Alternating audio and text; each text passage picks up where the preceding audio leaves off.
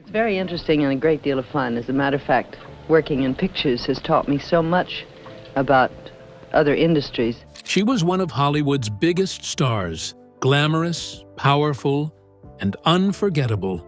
Joan Crawford ruled the silver screen with her beauty and talent. But behind the fame, her life wasn't so perfect. She had drama with her family, fallouts with her friends, and a public image that didn't match her private struggles.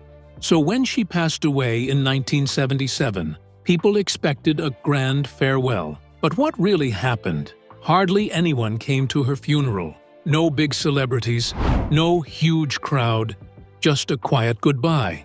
How did such a huge star end up so alone? Join us as we go back to the beginning and uncover the full story. A rough start in life. Joan Crawford was not always called Joan Crawford. She was born as Lucille Fay LeSueur in San Antonio, Texas. Her family roots were mixed, coming from French, English, Dutch, and Irish backgrounds. But life wasn't easy from the start. Her father, Thomas LeSueur, left the family when Joan was just a baby, only 10 months old. He moved to another town to work in construction. This left Joan, her mother, Anna, and her siblings to struggle on their own. Later, her mother married a man named Henry Casson, who ran a theater called the Ramsey Opera House in Oklahoma. Little Joan, who liked to be called Billy, spent her childhood watching performers like dancers and singers on that stage. She loved it, but for a long time, she didn't know that Casson wasn't her real father. Her brother later told her the truth. From a young age, Joan dreamed of becoming a dancer.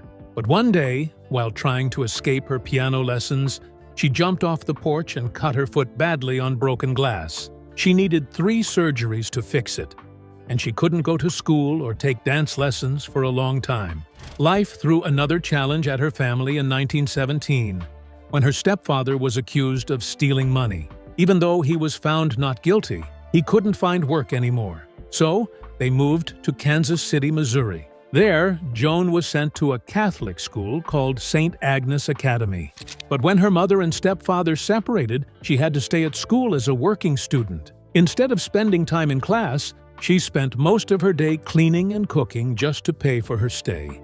She later went to another school, Rockingham Academy, where she still worked while trying to study. It was here that she had her first serious boyfriend, a trumpet player named Ray Sterling.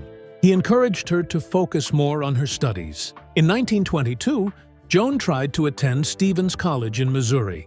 She told them she was born in 1906, although her real birth year was likely earlier. But she stayed in college for only a few months. She realized she wasn't ready. With her family's troubles and all the moving around, her education never went very far, but her passion for performing never died. Even with all these struggles, Joan Crawford kept pushing forward, and what happened next took her one step closer to Hollywood. From chorus girl to movie star. Joan's journey to fame began when she started dancing in traveling shows under her birth name, Lucille LeSueur. While performing in Detroit, a producer named Jacob J. Schubert noticed her talent and gave her a job in a Broadway show called Innocent Eyes in 1924. It was here that she met a saxophone player named James Welton. Some reports say they even got married that same year, although Joan never spoke about it later in her life. But dancing on Broadway wasn't enough for Joan. She wanted something bigger. She looked for more work and approached Niels Granlund, a publicist for Loew's Theaters. He helped her get a small job with a singer named Harry Richman, and also arranged a screen test for her. That test ended up in the hands of Harry Raff, a Hollywood producer. On Christmas Eve 1924, Raff offered her a contract with Metro-Goldwyn-Mayer, MGM, for $75 a week. Joan borrowed money to travel to Hollywood, and that's where her film career began. At first, her roles were very small. Her first movie, Lady of the Night in 1925, didn't even show her face because she was only a body double for the famous actress Norma Shearer. She also had tiny parts in The Circle, Pretty Ladies, and other silent films that same year. But there was one problem. Her name, MGM's publicity head, Pete Smith, thought Lucille LeSueur sounded too much like the word sewer. So he held a contest in a movie magazine to let the public pick a better name for her. The winning name was Joan Crawford. Even though she didn't like the last name and thought it sounded like crawfish, she accepted it because it gave her a new identity and security in Hollywood. But Joan didn't want to stay in the background forever. She began promoting herself in every way possible. She went to dances all over Hollywood, especially where casting agents might notice her. She entered dance contests and wowed the crowds with the Charleston and the Black Bottom dances. Her plan worked. In 1925, she got her first noticeable role in a film called Sally, Irene, and Mary. This was just the beginning.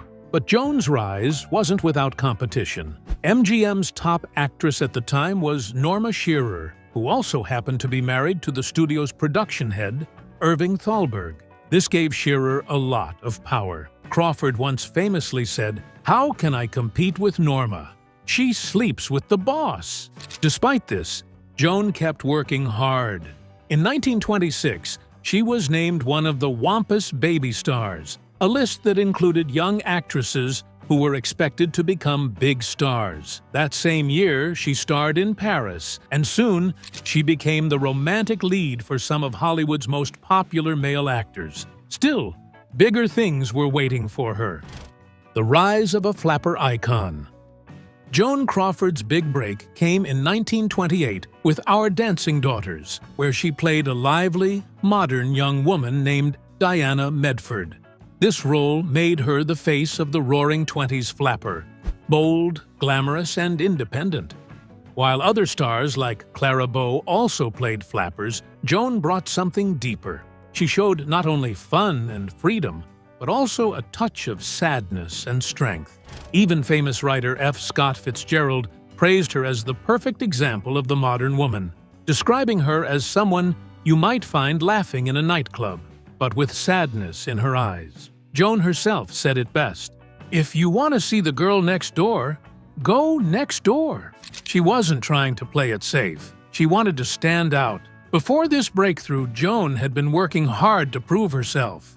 In The Unknown, 1927, she acted alongside Lon Chaney Sr., learning from one of Hollywood's great actors. She also appeared in Spring Fever with her friend William Haynes. These early roles gave her valuable experience, and by 1928, she was starring opposite leading men like Ramon Novarro and John Gilbert in films like Across to Singapore.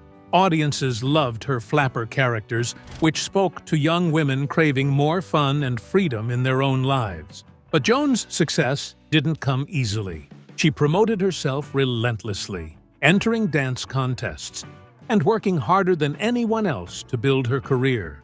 Over time, she rose from small parts to one of MGM's brightest stars. Yet, behind the scenes, her personal life was already becoming complicated, and the film industry itself was about to face a huge change. Rising higher, then falling fast. The late 1920s marked the end of silent films and the rise of talking pictures. Many silent stars struggled to adapt, but Joan wasn't one of them. Determined to succeed, she worked hard on her speaking voice, practicing daily with newspapers and books. In 1929, she appeared in the Hollywood Review, showing off her singing skills. Soon after, she starred in her first major sound film, Untamed, where critics said she sounded nervous, but fans still loved her. By the early 1930s, Joan's career kept soaring. She starred in popular movies like Montana Moon and Our Blushing Brides, gradually moving from flapper roles to more serious characters.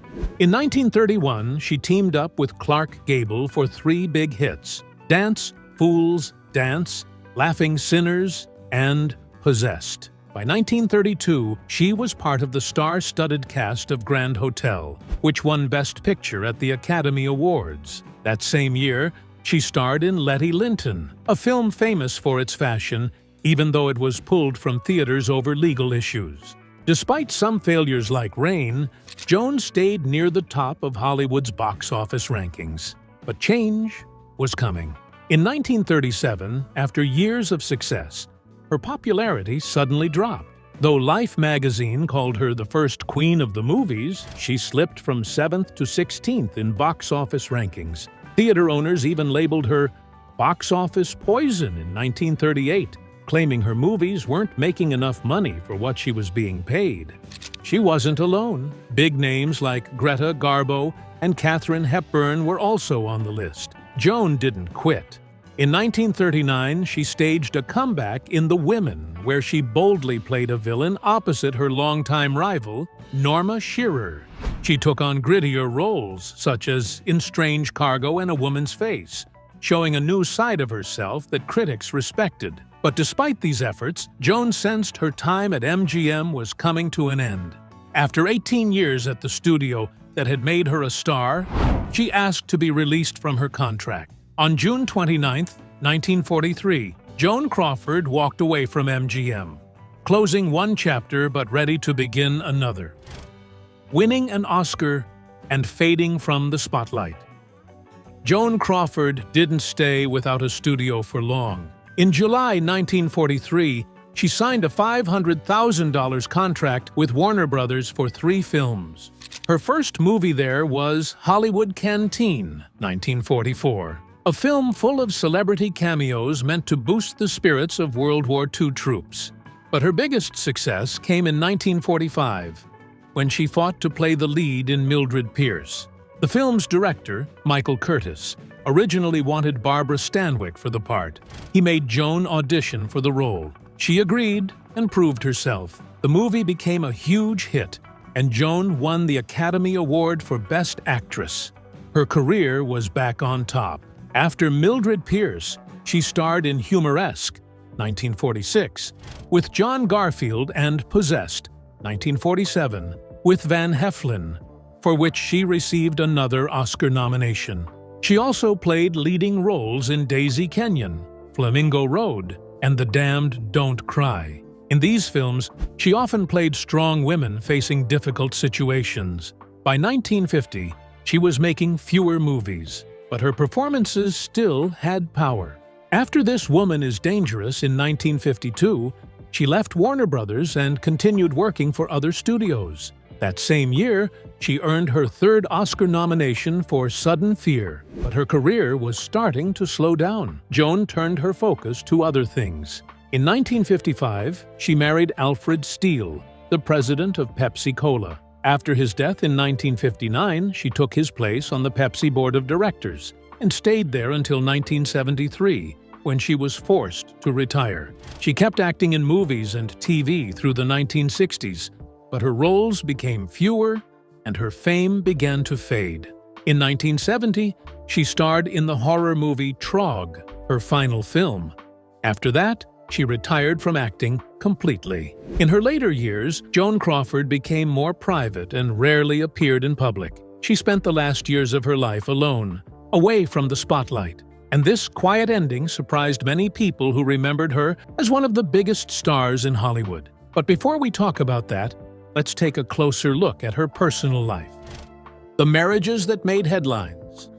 Joan Crawford's personal life was as dramatic as her movies. She first married Douglas Fairbanks Jr. on June 3, 1929. The wedding was a secret, and it happened in a church in New York. But their marriage was a shock to Hollywood. Fairbanks Jr. was the son of 2 of the biggest stars in Hollywood, Douglas Fairbanks and Mary Pickford. They didn't like this sudden marriage at all. For 8 months, they didn't even invite the couple to their famous home, Pickfair. Slowly, things got better between Crawford and Fairbanks Sr. He started calling her Billy, a name from her childhood, and she called him Uncle Doug. But even then, Crawford often felt left out. When the Fairbanks men played golf, she was either alone or stuck with Pickford, who didn't spend much time with her. After some years, the marriage broke down.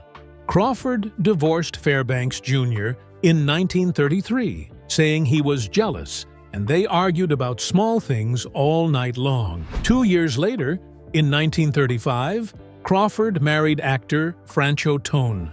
He was more interested in theater than movies. They even built a small theater in their home and invited friends like Clark Gable to watch plays. At first, Crawford helped Tone with his career.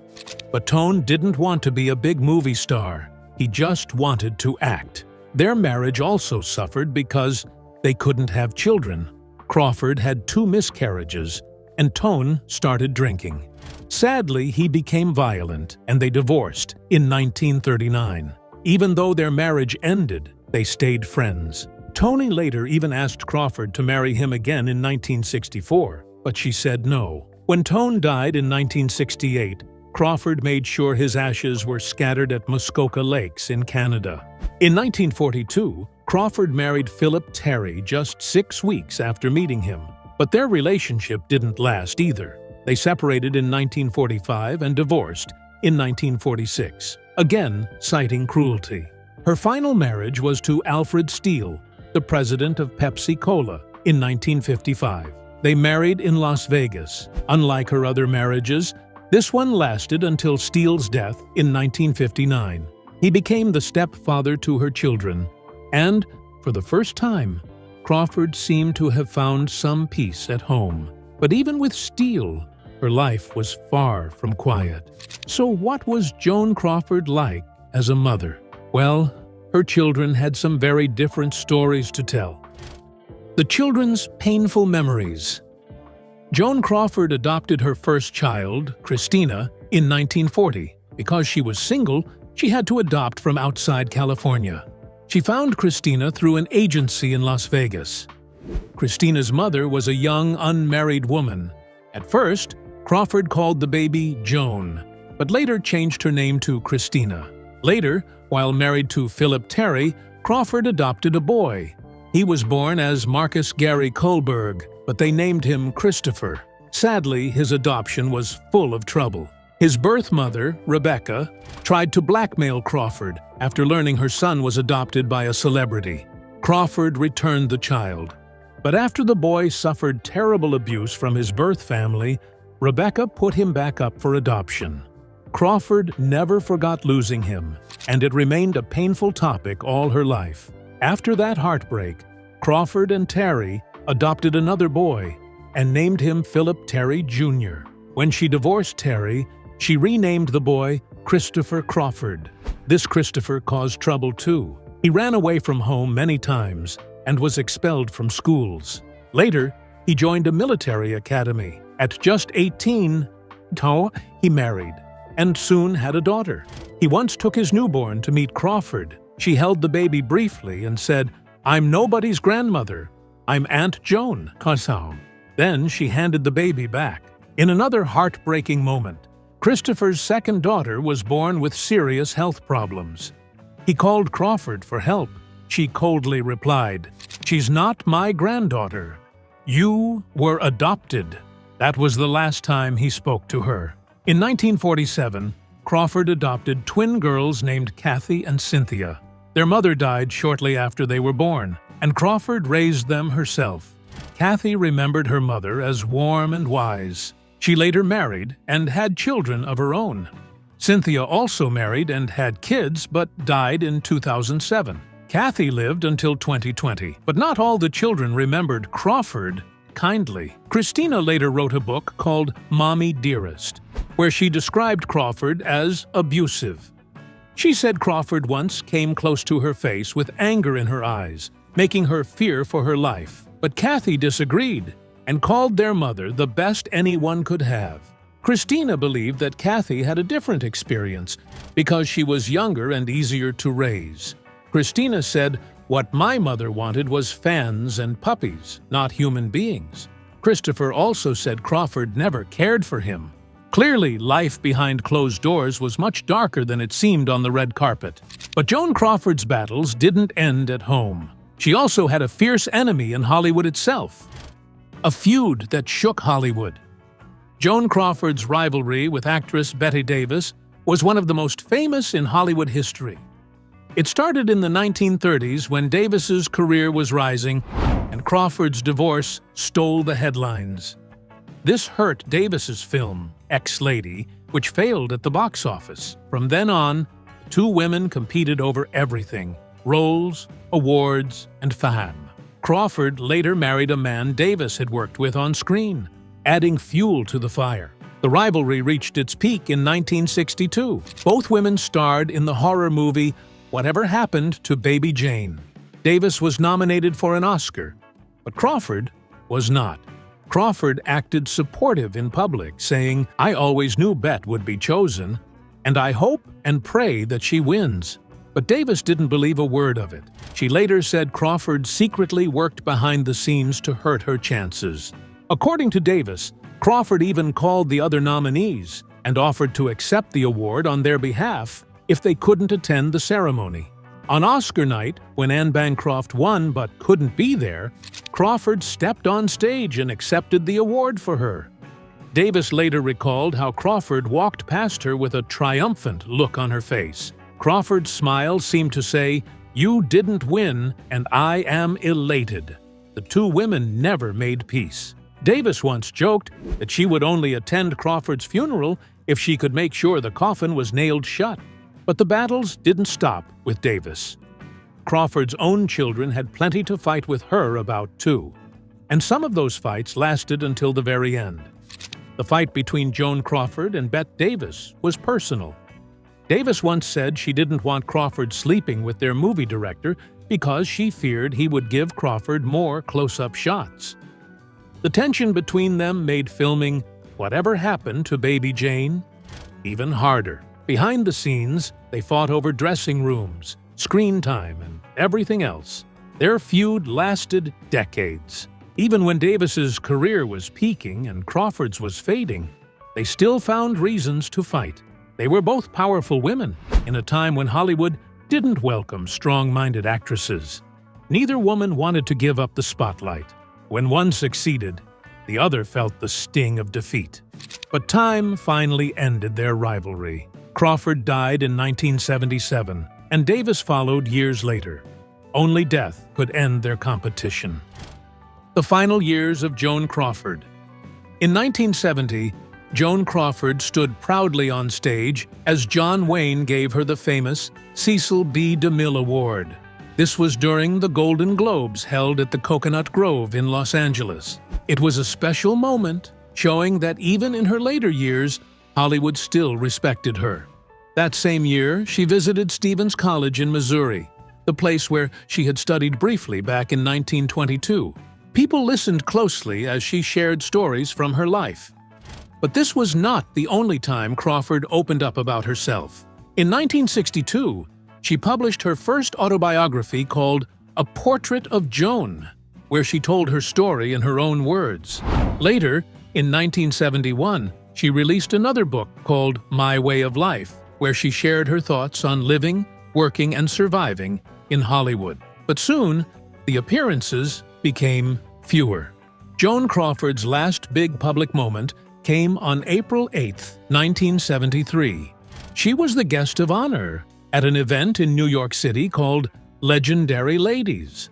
People filled every seat in the 500-seat theater, watching clips from her most famous films. When she finally stepped on stage, the audience couldn't stop cheering. She took questions from the crowd and left the stage like a true star. But even outside, fans surrounded her car, refusing to let her leave right away. They didn't want the moment to end. After this, Crawford slowly stepped out of the spotlight. She moved into a smaller apartment in 1973, still in the same New York building, but her life was much quieter. In September 1974, she made one last appearance at a book party in the Rainbow Room. Sadly, newspapers published unkind photos of her from that night. That was the last time the public saw Joan Crawford. The sad goodbye of Joan Crawford. Joan Crawford's story came to an end on May 10, 1977. She passed away from a heart attack in her New York apartment. She was 69 years old. Just a few days before her death, on May 6th, she gave away her beloved dog, Princess Lotus Blossom, because she felt too weak to care for her anymore. It was a quiet, lonely moment that showed how frail she had become. Her funeral was held on May 13th at Campbell Funeral Home in Manhattan. It was a private event, much smaller than people expected for someone so famous. Only about 75 people attended. Some wondered why it was such a small gathering, but the truth was simple. Joan's children and a few close friends wanted to keep it private. Even though the media made it seem like no one cared, that wasn't true. Her children, Kathy, Cindy, and Christopher, were there, along with friends from the film world and Pepsi-Cola, the company where her last husband, Alfred Steele, had worked. Interestingly, Joan's estranged daughter, Christina, who later wrote the book Mommy Dearest, did not attend. But another family member, her niece Joan Crawford Lowe Fuller, was there. The funeral itself was simple and peaceful. Joan's children asked that the ceremony follow Christian Science beliefs, a religion Crawford had followed. There were no fancy decorations or public speeches, just a quiet farewell to a woman who had once been the Queen of Hollywood. But this was not the only goodbye. On May 17th, a much larger memorial service was held at All Souls Unitarian Church in New York City. About 550 people attended. This event was organized by Pepsi-Cola and included many famous faces. Actress Anita Luce, actor Cliff Robertson, and actress Geraldine Brooks gave heartfelt speeches. Singer Pearl Bailey moved the crowd with her beautiful performance of the hymn, "He'll Understand." It was a touching goodbye to a woman who had spent her life in the spotlight. But not everything ended peacefully. When Crawford's will was read on May 17th at the Drake Hotel, it caused shockwaves. Crawford left most of her $2 million estate to her charities and some close friends. She gave money to causes like the American Cancer Society, the Muscular Dystrophy Association, and the Motion Picture and Television Country House. She also left $77,500 to each of her youngest daughters, Cindy and Kathy, and smaller amounts to her secretary, Betty Barker, and a few others. But the biggest surprise was this. She left nothing to Christina and Christopher. In her will, she clearly stated, "It is my intention to make no provision herein for my son Christopher or my daughter, Christina, for reasons which are well known to them." Christina and Christopher later fought the will in court and eventually received a $55,000 settlement each. The quiet burial and the last goodbye. After the funeral, Joan Crawford's ashes were placed in a crypt at Ferncliff Cemetery in New York. She was laid to rest beside her fourth husband, Alfred Steele. Their shared resting place marked the end of her long, dramatic life. Though many people expected a grand Hollywood farewell, Crawford's burial was simple. There were no cameras, no red carpets, just peace and quiet. But even after her death, the mystery around Crawford didn't end. People still asked, why was her funeral so small? The truth was, it was exactly how her family wanted it. Simple, private, and respectful. The media loved to stir up stories, but the facts showed something else. Crawford's children, even with all their ups and downs, came to say goodbye.